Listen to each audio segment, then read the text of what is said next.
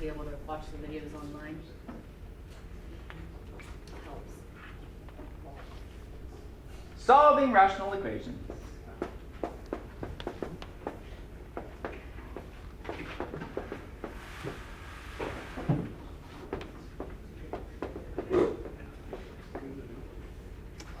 Okay, a couple of things. All the stuff we've done so far has been simplify, reduce, simplify, reduce. Okay, this is the first section in which things have changed to solving equations. All right? So now you have an equation, there's variables in the equation, and you're trying to figure out what numbers will make those variables, if I put those numbers in for those variables, would make it a true statement. Okay? We're solving equations now. All right? So at the end, I'm expecting something like x equals 5. That is the solution to my equation, as opposed to just simplifying and reducing. All right? So how do I know something is an equation? Well, there's one huge clue, and that is what? An equal sign. Okay, so all of these should have an equal sign.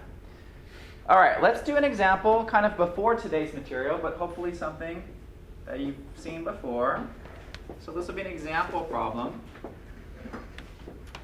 And then the way that we solve this is going to be pretty much identical with today's material, but it'll be a little bit more difficult with today because we have rational expressions that have variables everywhere. Okay? But let's say, for instance, I give you this example problem.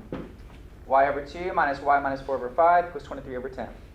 So this is an equation. There's an equal sign, and it has fractions. Okay? So my method for solving an equation with fractions is use the fact that it's an equation to get rid of fractions. Okay? So no one wants to deal with fractions, so let's not deal with them. So what we do is we look at our denominators. We have 2, 5, and 10. And what would the LCM of those be? 10. Great, 10. So to solve this equation, what I would choose to do is I'm going to multiply each numerator by 10. And I'm allowed to do that because you have an equation, and you're allowed to multiply both sides of an equation by whatever you want, as long as it's not 0. Okay, because 0 would just zero everything out. Okay? So I'm choosing to multiply by 10 because it's going to get rid of fractions for me. Okay? So when I figure out the first fraction here, you have 10 times y divided by 2. That's just going to leave you 5y. In the second part, 5 goes into 10 2 times, so you have a minus 2 parentheses y minus 4. And luckily on the third fraction, 23 times 10 divided by 10 is just going to leave you 23. Okay? Now this is a lot nicer to my eyes anyway. We've cleared out fractions completely, and now I just have a regular old linear equation to solve. Yes, question? If the LCM is 10, why don't you change 2 and 5 to 10? Okay, so I'm not trying to make the same denominator. I'm trying to get rid of fractions. So I'm putting the 10s on the top. I'm not making the denominators 10, which is a different thing, right? In the previous sections, we were trying to make all the denominators the same. But here I'm multiplying by 10 to clear out fractions. It's a different procedure. Okay? Now, if I multiply here, be careful, this minus 2 distributes. So you're going to have minus 2y plus 8. Make sure you mark in your notes why that's a plus 8, because that minus 2 is distributing. Equals 23. Okay? 5y minus 2y, those are like terms. We can combine that. That's just 3y plus 8 equals 23. And what would you do from here? Minus the 8. Yeah, minus 8 from both sides. And you'll get 3y equals, what's 23 minus 8? 15. Oh, that works out really nice. Divide both sides by 3. Y equals 5. Right? What does that mean? Y equals 5. What are you telling me? The solution to the equation is 5. And what does that mean? The variable is 5. So the only number that I can replace y by to make this a true statement is 5. That's what we're saying, right? So you're absolutely right. The solution to the equation is 5. Y equals 5 is your only answer. It's the only number that would work for putting it in for y. Okay. All right, guys. This is kind of a preview of what we're going to do today. But there's a couple more steps with dealing with rational expressions. Okay, so let me give you your roadmap for success by breaking it up into steps for you first.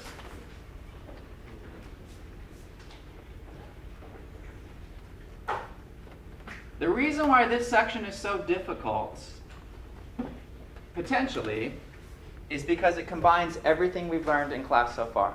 So all the things we've done this whole semester is going to happen in this section. Okay? So here's your steps. These are the steps for solving an equation involving rational expressions, okay, or an irrational equation. The very first step is to state restrictions. Can anybody remind me from several sections ago, what is stating restrictions again? What makes x equal 0? What makes the denominator 0? So we have to get rid of all the numbers that make it equal 0, right? So that's step number 1. Step number 2, determine the LCM of all the denominators. Okay, so take a look at all your denominators, however many there are, and come up with the LCM for that. That's step number 2. Great. Step number 3, we're going to put that LCM, we're going to multiply both sides of the equation by that LCM to clear out fractions. Okay? Very similar to the example I just did. You're going to multiply both sides of the equation by the LCM to clear out fractions.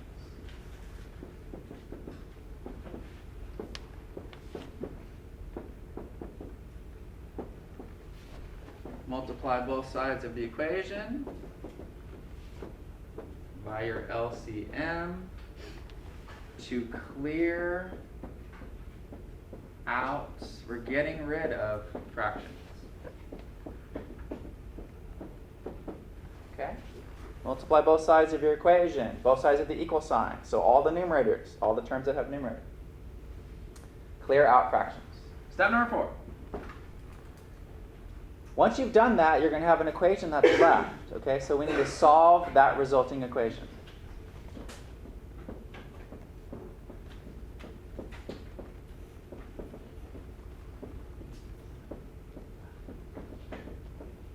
Okay? Solve that resulting equation.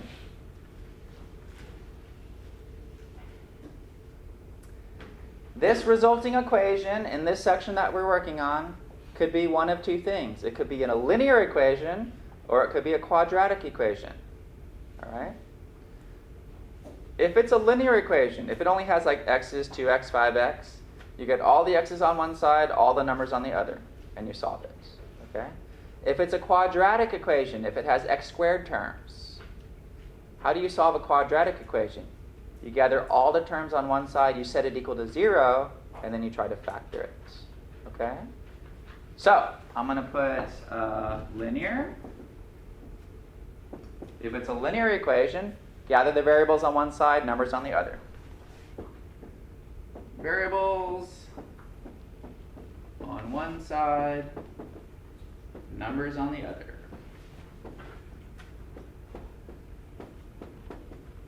If it's a quadratic equation, if it has x squared terms or y squared terms or whatever variable we're talking about,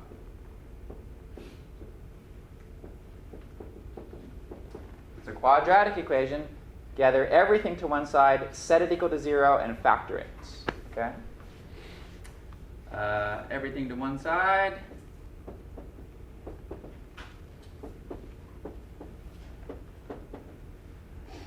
Set it equal to 0 and factor.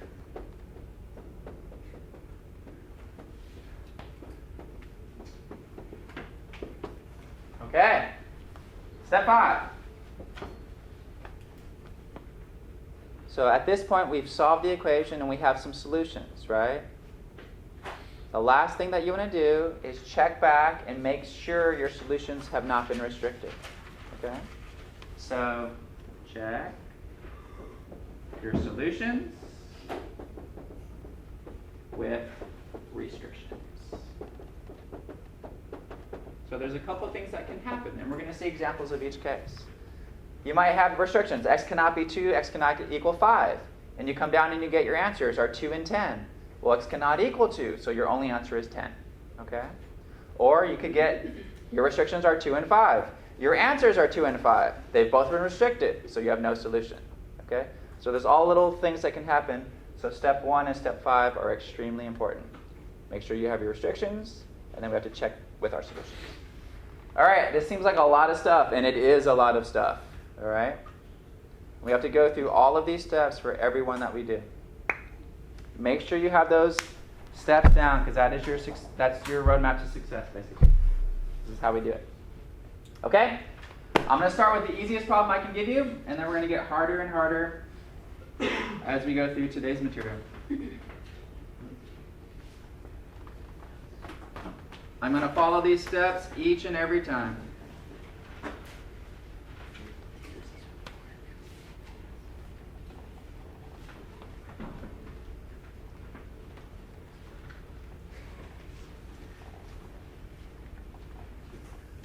Okay, question number 1. 1 over x plus 1 over 6 equals 1 over 8. 1 over x plus 1 over 6 equals 1 over 8. So this is the easiest one we can start with, I think.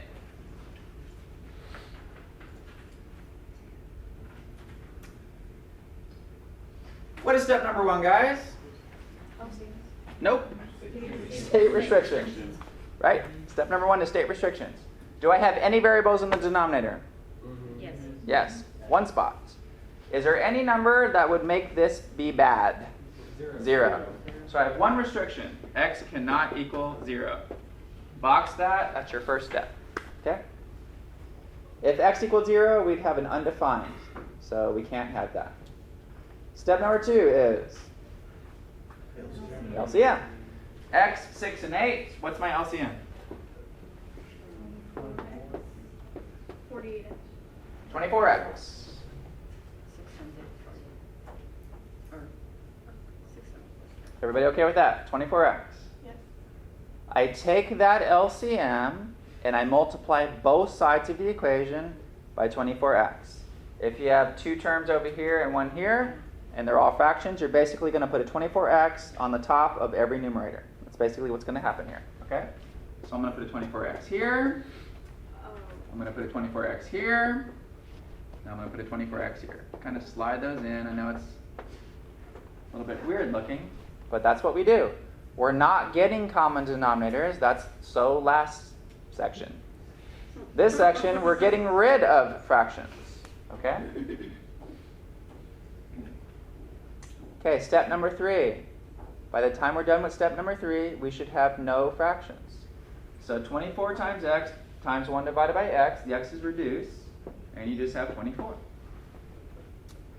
In your second one, what's going to be left? 4x, great. And in the third one, what's going to be left? 3x. Okay? That's it for step 3. Do I have any fractions? No. Good. Then I'm ready to move to step 4. Step 4 says to solve this equation. And it says if it's a linear equation, blah, blah, blah. If it's a quadratic equation, blah, blah, blah. This is linear, right? There's no squared term, right? There's no variable squared. So with a linear one, you get x's all on one side, you get numbers all on the other, and you solve. Okay? So what would I do here? What would be the easiest? 4x. Yeah, let's go ahead and subtract 4x. That puts all the variables on this side and puts the numbers on this side. So I have 24 equals negative 1x. Okay? And then you divide negative 1 on both sides. Yeah, so I could divide by negative 1 or I could multiply both sides by negative 1. In either case, do one of those. You're going to get x equals negative 24. Is that an okay solution? What am I asking you with that question? No, I'm saying, is it restricted? Right? It has not. So x equals negative 24 is my solution to this problem. If I plug in negative 24 in for x here, it makes it true. Questions on this one? This is as easy as it gets. All right? All right, let's ramp up the difficulty level.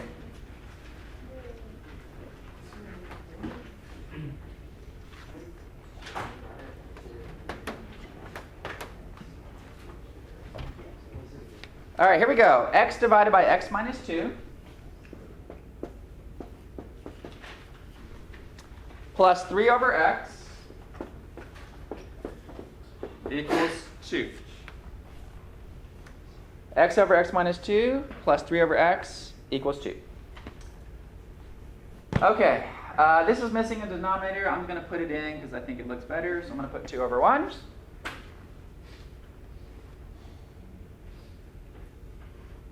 I have 5 steps that we need to follow.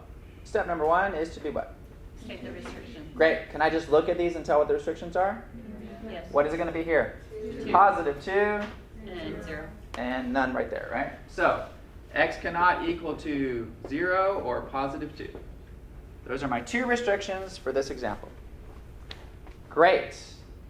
What is my LCM? X times x minus 2. They're different, right? You have to take all the different pieces, and if there's a repeated factor, the highest multiple. So x, x minus 2, and 1. My LCM is x times x minus 2. Okay? Here's where today gets different. I'm not getting the same denominator at all. I'm getting rid of denominators. And the way I do that is I multiply this LCM on the top of each side, okay? Each side of the equation. So I'm going to put an x minus 2 right here. I'm going to put an x minus 2 right here. And an x minus 2 right here. Okay? And again, remember my end goal. The end goal of step 3 is to not have fractions. Great. So x minus 2x divided by x minus 2. The x minus 2's can reduce. And what's left? X squared. Here, the x is reduced. And what's left? 3 parentheses x minus 2. What reduces on the right side? Nothing. So I need to multiply that whole thing out. 2x, x minus 2. Okay, but I did achieve the goal of not having a fraction, which is what I wanted. Okay, guys. Is this quadratic or linear? Quadratic. So I need to gather all the terms on one side and set it equal to 0. Okay? You see how that's different from the last example that was linear. Here, there's quadratic. There's an x squared term. Gather all the terms on one side and set it equal to 0. Okay? So distribute here, and let's move everything over. X squared plus 3x minus 6 equals 2x squared minus 4x. I need to bring all the terms to one side. What side do you want to bring it to? The right. Well, it doesn't really matter. You can move these over to this side. You can move these over to the left side. It doesn't matter. But you have to get them all to one side. Okay? So choose whatever's best for you, whatever you like. What do you want me to do? To the right. To the right? Sure. So I'm going to subtract an x squared. I'm going to subtract a 3x. And I'm going to add a 6. I'm going to move all of those over to the other side. I'm going to subtract an x squared, subtract a 3x, and add a 6. Okay? If you choose to move everything to the right, you're going to get a 0 on the left. If you choose to move everything to the left, you're going to get a 0 on the right. You have to do one of the two. Okay? All right, this is going to leave me 0 equals x squared minus 7x plus 6. Okay? What is the rest of step 4 state? Factor it so we can solve it. We have a trinomial. Again, like I said, today's material covers everything. How do I factor a trinomial? Trial and error or AC method. So do whatever you're better at. Take a minute or so, get this thing factored for me. Okay?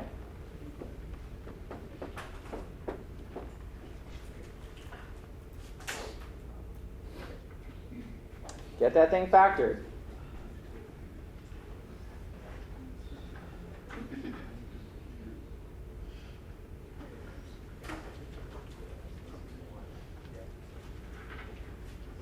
Anybody get it? Yeah. X minus 6, x minus 1. Great. Does that work? All right. So from your previous algebra experience, when you had something times something equals to 0, how did you finish the problem? Yeah, you set every factor equal to 0, and you solve those miniature equations, okay? So when I get a bunch of factors equals to 0, now I set each factor equal to 0, and that gives me my solution, okay? So x minus 6 equals 0. That's going to give me one answer. And x minus 1 equals 0. That's going to give me another answer. Okay, so I'm going to get two answers potentially, two solutions. So if I add 6 to both sides in the first little equation, you'll get an answer of x equals 6. If you add 1 to both sides, you'll get x equals 1. Are both of those solutions okay? Yes. They have not been restricted, so both solutions are okay.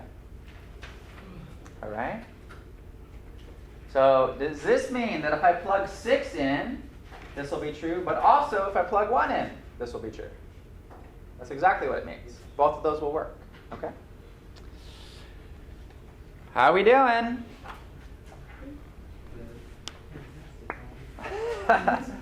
All right, I'm going to put 2 examples on the board. I'm going to give you like 5 minutes to see if you can get both of these done.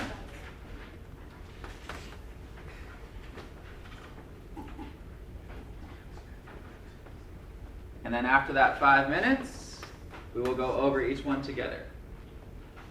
And hopefully you will see that you got them both correct.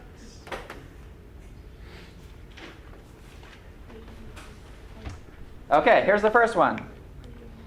3x minus 5. So here's example.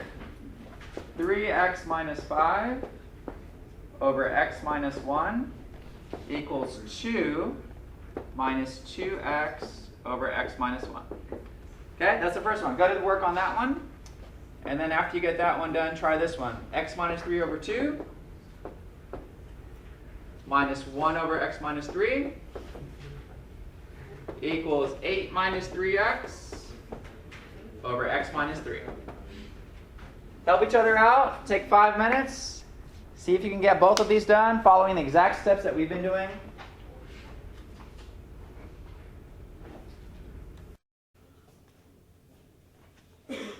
Okay, let's start going over these two together. And the first thing that I want to say is, when I do these problems in class, it's going to look a lot easier just watching me do it than it actually is trying to do it on your own, okay? Those 5 steps, there's so much happening. These are difficult problems, guys. There's so much happening in those 5 steps, okay? So as you're going through those steps, if you're having trouble, like, oh, I'm not good at the restrictions part, then go back and look at how to state restrictions, right? Or I'm having trouble finding the LCM, then go back and look at how you do an LCM. Or I'm having trouble with factoring, or I'm having trouble with solving an equation. All of this, to do well in this section, it requires you know everything we've done since the beginning of this term, okay? Okay, let's do this problem. I'm going to put a 1 right there. What's my restrictions? Just 1. X cannot be 1. Great. What's my LCM? X minus 1. I'm going to put that LCM on the tops, right here, and right here. And let's put parentheses.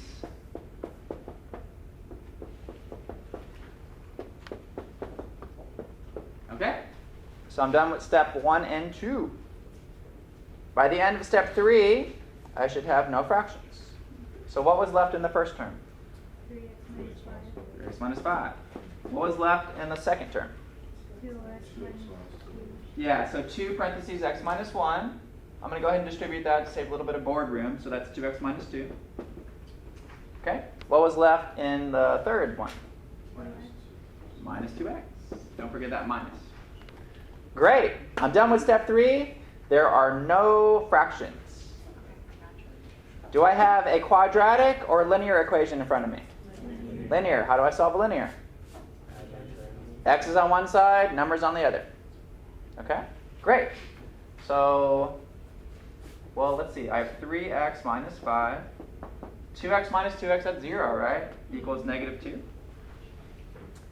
So let me pull the 5 to the other side. Leave the 3x on this side. We get 3x equals 3. If 3x equals 3, divide both sides by 3. What does x equal? 1. All right. So my solution is x equals 1. Is that okay? No, it's been restricted. X cannot equal 1. So even though you solved it and you got x equals 1, nope. Your answer is no solution.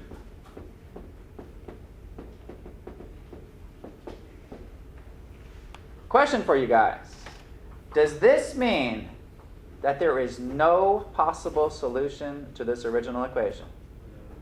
Does this mean that there is no number in the world that you could put in to make this a true statement? Yes. Is that what no solution means? There's no solution. Yeah, that's exactly what it means, okay? No solution means there is not a solution that exists. No solution. Okay? How's this different from undefined? Undefined means you have a 0 in the denominator. Okay? No solution means in this equation, I can't come up with a number that would make it true. Okay, for instance, x equals x plus 1. Can you give me a number that's going to make that true? Right? So no matter what you put in, if x equals 4, well, 4 doesn't equal 5. Right? If x equals 3, 3 is never going to equal 3 plus 1. So there's no solution to that. It's not that it's undefined, but there's nothing that's going to make this true. It's a little different. Okay? Okay, let's do the second problem. Step 1. What was your first step? What were the restrictions? X cannot equal 3. Great, I agree with that. By the way, on these last few examples, you could just look at it. Are you always able to just look at it and tell what the restrictions are? No, not at all. What if it was like this?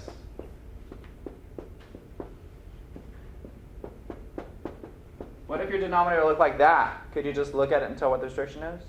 No. What would you have to do? Factor it. Okay? So again, you have to remember how to factor, right? And then you could try to figure out the restrictions. Okay? So you are going to have problems like that coming up. All right, what's my next step? What's the LCM? X minus 3, is that it? Times 2, right? 2 parentheses x minus 3. All right. This is going to get pretty ugly. So I'm going to put a 2x minus 3. I'm going to try to squeeze that on all of these tops here. Try to squeeze it in. And I'm going to put parentheses on these so it helps to see when we reduce it. By the end of this step, I should have no fractions. What's my first term going to be?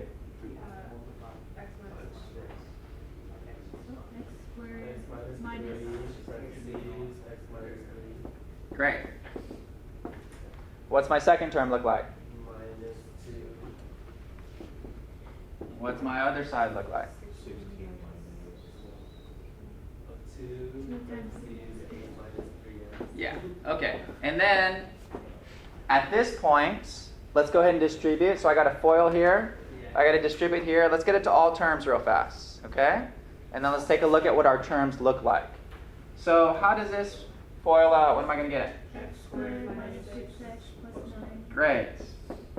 Minus 2 equals, distribute? 16 minus 6x. Great.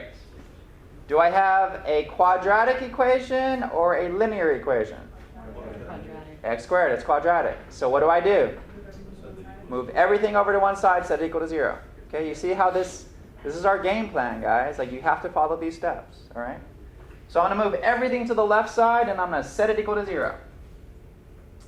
So I'm going to subtract 16, and I'm going to add 6x. I'm going to subtract 16, I'm going to add 6x. And so everything to the left side, I'm going to get x squared minus 9. Yeah, because I have 9 minus 2, which is 7. 7 minus 16 equals 0. That worked out actually really nice.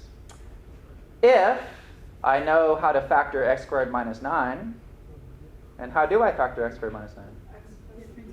Difference of squares. So I have x plus 3, x minus 3 equals 0. What do I do with each of these factors? Set them both equal to 0, and you're going to get two potential answers. What are my answers? Negative 3 and positive 3. Positive 3 and negative 3. Are both of those okay? No. What's been restricted? Great. So when you have a restriction and it comes out as a solution, we call that an extraneous solution. Okay? This is extraneous. Cross it out. There's only one answer to this problem. -3. Guys, there is so much happening in these problems. Okay? And this is only the first half of this section. So I'm going to stop here because I want you to get really good at this before we do the other half of this section. Okay? Any questions on this one? Yes? So what happened to the 18 from when you subtracted 16 the other side? From this, because there's a -2 and there's a -16. Oh, this -18? Yeah. Then you have to add a 9.